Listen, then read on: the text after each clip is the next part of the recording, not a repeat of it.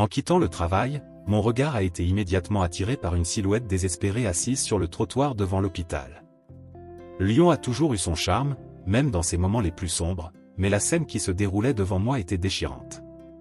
Une jeune femme, les yeux gonflés à force de pleurer, tenait son ventre bombé. Je me suis approché, ressentant une urgence que je ne pouvais pas ignorer. « Bonjour, mademoiselle. Tout va bien ?»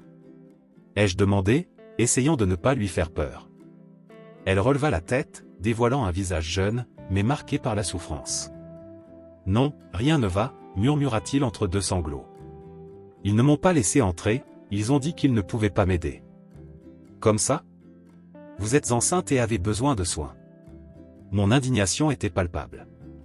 Lyon, la ville qu'elle aimait tant, semblait avoir laissé tomber cette jeune femme. Elle hocha la tête, les larmes coulant sur son visage. « Je n'ai nulle part où aller, » avoua-t-il, la voix tremblante de désespoir. Mon cœur se serra. Je ne pouvais pas la laisser là, à la merci du destin. « Viens avec moi. Je t'emmènerai chez moi. Nous pouvons résoudre ce problème ensemble. » Elle hésita un moment, mais le besoin d'aide l'emporta. Avec précaution, je l'ai aidée à se lever et nous avons marché lentement jusqu'à chez moi, qui n'était pas trop loin. Pendant le voyage, j'ai essayé de la calmer, me sentant de plus en plus responsable de son bien-être. Quand nous sommes arrivés, je lui ai préparé du thé chaud pendant qu'elle s'installait sur le canapé. Ses yeux parcoururent la pièce, cherchant peut-être un peu de réconfort. « Quel est ton nom ?» ai-je demandé en lui offrant la coupe. « Amélie, » répondit-il avec un léger sourire reconnaissant. « Ravi de vous rencontrer, Amélie. Je m'appelle Pierre. » J'ai souri en retour, essayant de transmettre ma confiance. « Pouvez-vous me dire ce qui s'est passé ? Pourquoi étais-tu si désespérée ? » Elle inspira profondément, comme si elle rassemblait la force de parler.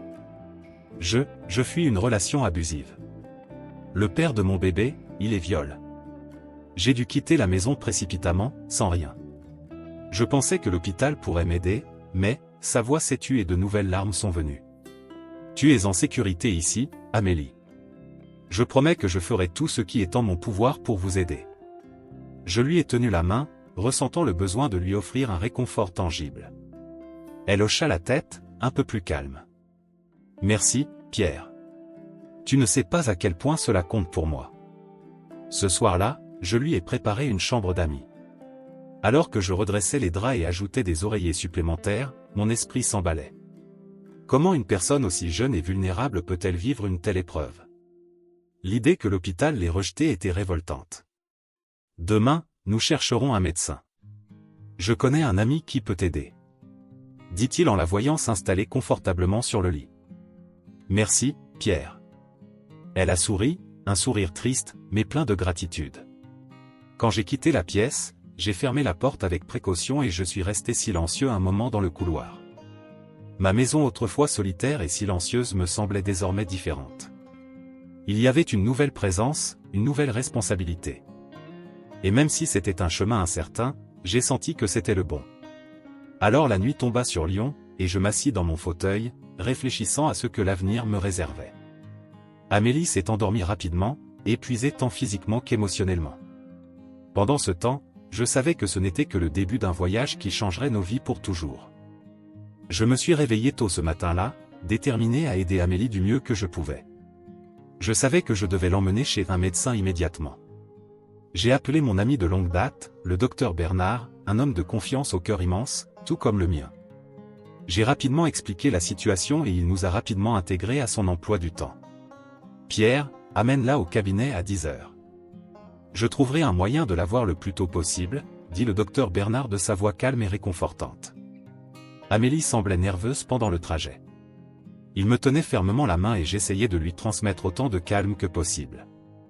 Lorsque nous sommes arrivés au bureau, nous avons été accueillis par la secrétaire avec un sourire accueillant et immédiatement dirigés vers le bureau de Bernard. « Pierre, ça fait plaisir de te voir. Et tu dois être Amélie » salua doucement Bernard. « S'il vous plaît, asseyez-vous et dites-moi tout. » Amélie commença à raconter son histoire, tandis que Bernard écoutait attentivement. Lorsqu'elle eut fini, il commença l'examen avec beaucoup de soin. J'observais chaque mouvement, anxieux du moindre signe d'inquiétude sur le visage de Bernard. Après quelques minutes qui semblaient des heures, il s'adressa à nous avec une expression sérieuse. La situation est délicate, Pierre. La grossesse d'Amélie est à un stade avancé et nécessite des soins particuliers. Elle a besoin d'un repos absolu et d'un suivi médical fréquent. Tout stress supplémentaire pourrait être dangereux pour elle et pour le bébé. Amélie poussa un soupir de soulagement mêlé de peur. Je lui ai de nouveau tenu la main, essayant de lui transmettre un sentiment de sécurité. Nous prendrons soin de toi, Amélie. Ne t'inquiète pas, dis-je en essayant d'avoir l'air confiant. Sur le chemin du retour, Amélie a commencé à se confier davantage sur son passé. Il m'a raconté son enfance difficile, ses parents absents et comment il a fini par se lier avec Jacques, un homme qui semblait au départ être la solution à tous ses problèmes, mais qui s'est vite révélé être un véritable cauchemar. Je ne savais pas où aller, Pierre. Quand j'ai appris que j'étais enceinte, Jacques était furieux. Il m'a menacé et m'a obligé à m'enfuir, raconte-t-elle, les larmes aux yeux. Je n'ai personne. Ma famille m'a renié lorsqu'elle a appris que j'étais enceinte. Mon cœur me faisait mal pour elle. Il était difficile de croire que quelqu'un puisse être aussi cruel, surtout envers quelqu'un d'aussi vulnérable. J'ai alors décidé qu'Amélie ne ferait pas face à cela seule. Tu m'as, Amélie. Je prendrai soin de toi et de ton bébé. C'est ta maison maintenant, dit-il en essayant de la réconforter. Dans les jours qui ont suivi, j'ai fait tout ce qui était en mon pouvoir pour qu'Amélie se sente en sécurité et bien entourée. J'ai acheté de la nourriture saine, je lui ai aménagé une chambre confortable et j'ai passé beaucoup de temps à parler et à écouter ses histoires. Chaque jour, elle semblait se sentir un peu plus à l'aise et je me sentais plus déterminé à la protéger. Un soir, alors que nous étions assis dans le salon, j'ai décidé de tenter de retrouver un proche d'Amélie. J'ai appelé plusieurs contacts, fait des recherches en ligne, mais toutes mes tentatives ont échoué. Sa famille l'avait véritablement abandonnée. Ne t'inquiète pas, Amélie. Même si ta famille ne veut pas te connaître, je suis là. Nous y ferons face ensemble, dis-je en la regardant dans les yeux. Merci Pierre. Tu n'as aucune idée à quel point cela compte pour moi, répondit-elle avec un sourire timide mais sincère. À partir de ce moment, j'ai décidé qu'Amélie n'était pas qu'une invitée temporaire. Elle et son bébé faisaient désormais partie de ma vie. J'ai assumé la responsabilité d'être son protecteur et son ami, déterminé à lui offrir la sécurité et le soutien dont elle avait tant besoin. Et ce faisant, j'avais l'impression que ma propre vie prenait un nouveau sens. Au fil des semaines qui ont suivi, j'ai commencé à ressentir un sentiment de protection de plus en plus fort envers Amélie. Votre présence chez moi a apporté une nouvelle dynamique à ma vie, et le désir d'assurer votre sécurité et votre bien-être est devenu ma priorité. Mais il savait que pour vraiment protéger Amélie, il devait en savoir plus sur l'homme qu'elle fuyait. Alors, j'ai commencé à enquêter. C'est par un après-midi pluvieux, alors qu'Amélie se reposait dans sa chambre, que j'ai décidé de me lancer à la recherche d'informations sur Jacques, son ex-petit ami viol. J'ai appelé quelques contacts que j'avais dans la police, des amis de longue date qui pouvaient m'aider discrètement. L'un d'eux, Michel, m'a rappelé le lendemain. « Pierre, j'ai des informations sur ce Jacques, dit-il au téléphone. Ce n'est pas seulement un homme agressif, mais il est également impliqué dans des activités criminelles. Vol, trafic, il ne faut pas le sous-estimer. » La nouvelle m'a laissé mal à l'aise, mais en même temps plus déterminé à protéger Amélie. Cependant, il ne savait pas comment lui faire part du réel danger que représentait Jacques sans augmenter sa souffrance. Les semaines passées, un jour, Amélie commence à ressentir de fortes douleurs. J'ai couru vers la pièce et je l'ai trouvée en train de pleurer, en lui tenant le ventre. « Pierre, ça fait tellement mal, » dit-elle, la voix pleine de peur. « Le bébé, quelque chose ne va pas. » Je l'ai immédiatement emmené chez le docteur Bernard. Il a fait quelques analyses et nous a dit que la grossesse était à un stade encore plus délicat que nous le pensions et qu'Amélie aurait besoin de repos absolu. La tension dans la maison augmentait. J'étais constamment inquiète, partageant mon temps entre mon travail et m'occuper d'Amélie. Un soir, alors que nous dînions, mon téléphone a sonné. C'était un appel inconnu. J'ai répondu et la voix à l'autre bout du fil m'a glacé le sang. « Pierre, je sais où tu te caches Amélie, » dit Jacques avec un calme menaçant. « Et je vais la récupérer, quoi qu'il en coûte. » J'ai raccroché, les mains tremblantes. J'ai regardé Amélie, qui me regardait avec de grands yeux. « Pierre, qui était-ce » demanda-t-elle d'une voix tremblante. « C'est bon, Amélie. C'était juste une farce, mentis-je en essayant de ne pas l'alarmer. Mais je savais que Jacques était plus proche que jamais. Le lendemain, j'ai décidé d'affronter Jacques. Je l'ai trouvé dans un bar ombragé à la périphérie de la ville. Il était assis, un sourire cynique aux lèvres.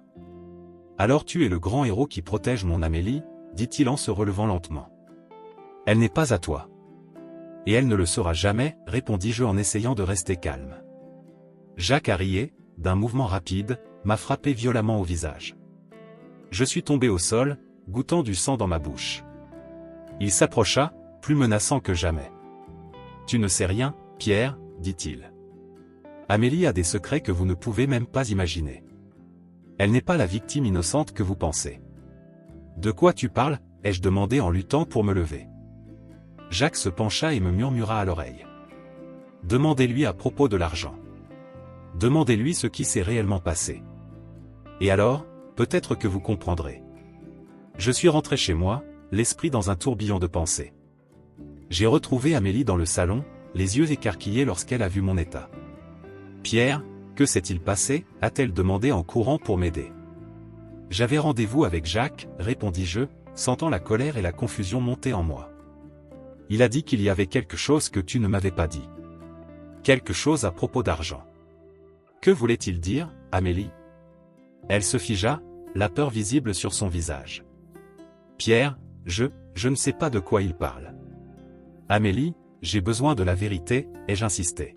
« Si nous voulons affronter cela ensemble, j'ai besoin de tout savoir. » Elle se mit à pleurer, la vérité émergeant enfin. « Jacques, il m'a forcé à participer à une opération criminelle. Je n'avais pas le choix, Pierre. Il a menacé de me tuer. J'ai senti mon monde s'effondrer. La femme que j'essayais de protéger était impliquée dans quelque chose de bien plus grand que je n'aurais jamais pu l'imaginer. Et maintenant, nous étions tous les deux en danger. « Amélie, sortons de là, » dit-il en essayant de rester calme. « Mais nous devons être honnêtes les uns envers les autres. Et nous devons agir rapidement. » À la tombée de la nuit, la réalité de ce à quoi nous étions confrontés est devenue de plus en plus claire. Jacques n'abandonnerait pas facilement, et la vérité qu'Amélie avait cachée pourrait être notre perte. Mais une chose était sûre, je ne l'abandonnerais pas. Nous étions dans le même bateau, jusqu'à la fin. Cette nuit-là, après la révélation troublante de Jacques, mon esprit était en ébullition. Comment Amélie a-t-elle pu être impliquée dans quelque chose d'aussi sombre?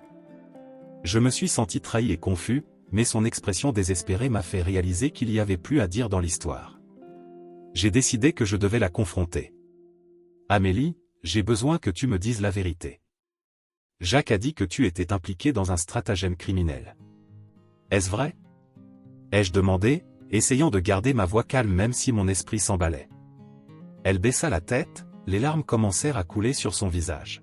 « Pierre, je n'ai jamais voulu me mêler de ça. Jacques m'a forcé. Il a menacé de me tuer si je n'obéissais pas. » Je m'approchai, sentant mon cœur se serrer. « Amélie, je veux te croire, mais j'ai besoin de plus que des mots. Que as-tu fait exactement ?» Elle inspira profondément, essayant de retenir ses larmes.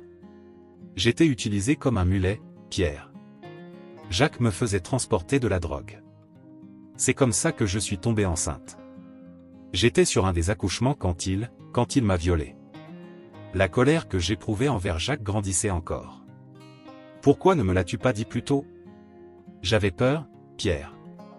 Peur de ce qu'il me ferait, peur que tu m'abandonnes si tu connaissais la vérité. Mais je te jure, je n'ai jamais voulu participer à ça. Je savais que je devais prendre une décision. Amélie était en danger et, d'une manière ou d'une autre, moi aussi. J'avais besoin de la protéger, mais en même temps, je ne pouvais pas la laisser continuer sur cette voie dangereuse. Amélie, on va s'en sortir. On va s'enfuir, trouver un endroit où Jacques ne pourra pas nous trouver. Mais tu dois me faire confiance et faire exactement ce que je dis. Elle hocha la tête, la confiance dans ses yeux me donnant la force dont j'avais besoin. Je te fais confiance, Pierre. Je veux juste que mon bébé soit en sécurité. J'ai passé les heures suivantes à planifier notre évasion. J'ai appelé un vieil ami, Claude, qui avait des relations avec des gens qui pourraient nous aider à disparaître. Claude, j'ai besoin d'une immense faveur. C'est une question de vie ou de mort, a-t-il déclaré au téléphone. Pierre, tu sais que tu peux compter sur moi. De quoi as-tu besoin? Il a répondu sans hésitation. J'ai besoin d'un endroit sûr pour moi et un ami. Nous sommes poursuivis par quelqu'un de très dangereux. Compris. Je vais prendre quelques contacts et je vous appellerai bientôt pour vous donner les détails. En attendant le retour de Claude, j'ai aidé Amélie à faire ses valises. Ne prenez que l'essentiel. Nous ne pouvons pas en emporter trop. Elle fit ses bagages rapidement, la tension dans l'air presque palpable. Pierre, tu penses que nous y arriverons? Je le crois, Amélie. Je ne laisserai rien arriver à toi ou à ton bébé. Lorsque Claude m'a finalement rappelé, il avait de bonnes nouvelles. J'ai un endroit sûr pour toi. Une cabane isolée dans les montagnes. Tu peux y rester jusqu'à ce que je puisse trouver de nouvelles identités. Merci Claude. Je ne sais pas comment je vais te remercier. Prends soin de toi, Pierre. Et bonne chance. Avec ce plan en tête, nous avons quitté la maison en pleine nuit. J'ai conduit la voiture sur des routes sombres, sentant le poids de la responsabilité sur mes épaules. Amélie était tendue à côté de moi, mais je savais qu'elle me faisait confiance. Nous n'étions qu'à quelques kilomètres de notre destination lorsque les phares d'une autre voiture sont apparus dans le rétroviseur. Pierre, ils sont après nous. Amélie a crié, la panique dans sa voix étant évidente. Attendez. J'accélérai, essayant de perdre mes poursuivants. Mais ils étaient rapides et bientôt nous fûmes encerclés. Jacques descendit de la voiture, un sourire cruel aux lèvres. Vous pensiez vraiment que vous pourriez vous éloigner de moi? Ricana-t-il. Laisse-nous tranquilles, Jacques. J'ai crié, essayant de rester calme. Ça n'arrivera pas, Pierre. Amélie m'appartient. Et tu paieras pour vouloir me l'enlever. Avant que j'aie pu réagir, Jacques et ses acolytes nous ont encerclés, fusil au poing. J'ai senti l'adrénaline monter dans mes veines. J'avais besoin de réfléchir rapidement. Il y avait une chance de s'échapper, mais ce serait risqué. Amélie, quand je donne le signal, cours dans la forêt, murmurai-je en espérant qu'elle comprendrait. Elle hocha lentement la tête, la peur inscrite sur son visage. La tension était insupportable.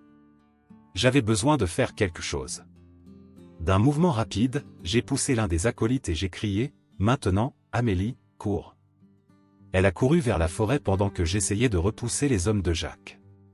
Le combat fut brutal et désespéré. Il ressentait les coups et la douleur, mais il savait qu'il lui fallait résister pour donner une chance à Amélie de s'échapper. Finalement, j'ai réussi à abattre un des sbires et j'ai couru après Amélie, entendant les cris furieux de Jacques derrière moi.